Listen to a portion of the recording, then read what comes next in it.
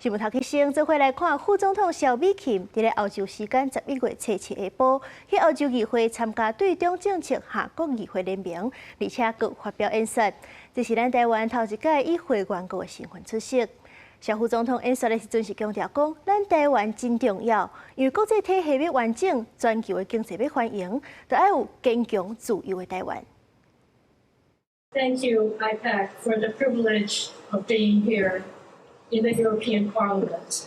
This means so much to us, so much to the people of Taiwan. 穿白色套装行上台，副总统萧美琴伫欧洲时间7日下昼去到比利时首都布鲁塞尔，出现伫欧洲议会，伫2025对中政策跨国议会联名 IPAC 峰会发表专题演说。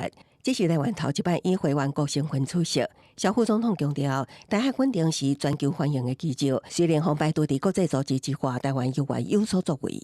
Despite being excluded from international organizations, Taiwan has stepped up.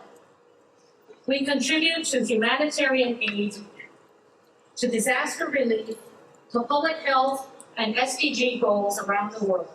We uphold global standards.Even when we are not allowed a seat at the table.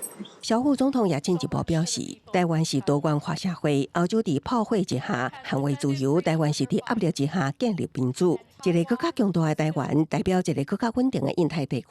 一个稳定的印太地区会带来一个更加安全的世界。Taiwan matters, not because we are a victim of coercion, but because the integrity of the international system.And global prosperity depend on a strong and free Taiwan. 这场演说事情真保密，总统府甲外交部拢证实，副总统萧美琴由赖总统指派，伫外交部长林佳龙的陪同，应邀出席 IPAC 伫欧洲议会举办的年会。公司新闻采访报道。